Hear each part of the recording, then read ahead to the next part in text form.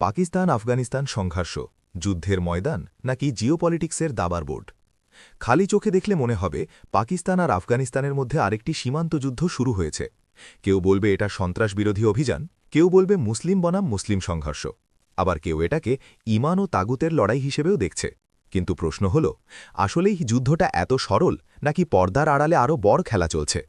সংঘর্ষের তাৎক্ষণিক কারণ: সম্প্রতি পাকিস্তানের খাইবার পাখতুনখোয়া অঞ্চলে একের পর এক আত্মঘাতী হামলা ঘটে।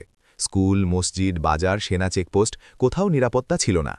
এই হামলাগুলোর দায় পাকিস্তান দেয় তেহরিকি তালেবান পাকিস্তান বা টিটিপির ওপর। পাকিস্তানের অভিযোগ, টিটিপি আফগানিস্তানের ভেতরে আশ্রয় পাচ্ছে, সীমান্তের ওপারে প্রশিক্ষণ নিচ্ছে। বারবার সতর্ক করার পরও কাবুল ব্যবস্থা নেয়নি। এর প্রতিক্রিয়ায় পাকিস্তান ২২ ফেব্রুয়ারি আফগান ভূখণ্ডে বিমান হামলা চালায়।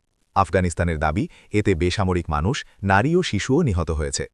এরপর সীমান্তে পাল্টা হামলা শুরু হয় এবং পরিস্থিতি দ্রুত পূর্ণাঙ্গ সংঘর্ষের দিকে গড়ায়।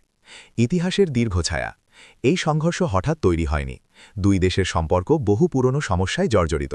১৮৯৩ সালের ডুরান্ড লাইন, যা আফগানিস্তান কখনও আনুষ্ঠানিকভাবে মেনে নেয়নি।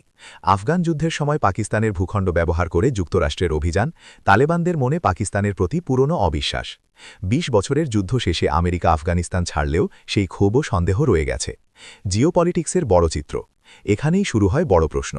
অনেক বিশ্লেষকের মতে এই সংঘর্ষ শুধু সীমান্ত সমস্যা নয়, বরং বৃহত্তর ভূরাজনৈতিক সমীকরণের অংশ।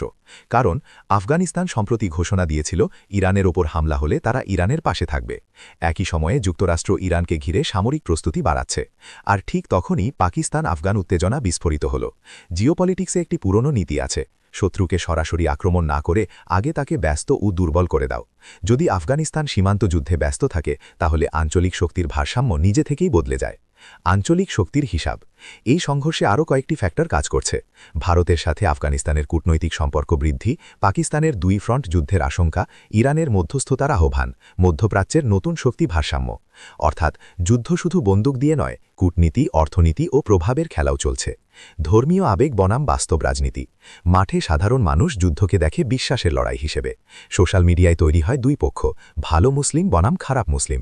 কিন্তু বাস্তবতা হল, রাষ্ট্রগুলো সিদ্ধান্ত নেয় নিরাপত্তা, স্বার্থ ও ক্ষমতার হিসাব করে, আবেগ দিয়ে নয়। ইতিহাস দেখায়, অনেক সময় যুদ্ধের সবচেয়ে বড় বিজয়ী হয় তারা, যারা যুদ্ধক্ষেত্রে উপস্থিতি থাকে না। আসল প্রশ্ন, তাহলে এই সংঘর্ষে আসলে কে জিতছে? পাকিস্তান, আফগানিস্তান, নাকি সেই শক্তিগুলো যারা দূর থেকে বোট সাজাচ্ছে? যখন মুসলিম বিশ্ব নিজেদের মধ্যেই সংঘর্ষে জড়িয়ে পড়ে, তখন বৈশ্বিক শক্তিগুলোর জন্য খেলা সহজ হয়ে যায়।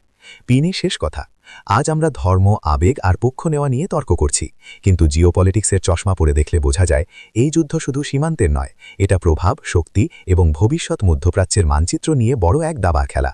প্রশ্নটা তাই সহজ, আমরা কি শুধু ঘটনাগুলো দেখছি, নাকি ঘটনাগুলোর পেছনের খেলাটাও বুঝতে চেষ্টা করছি?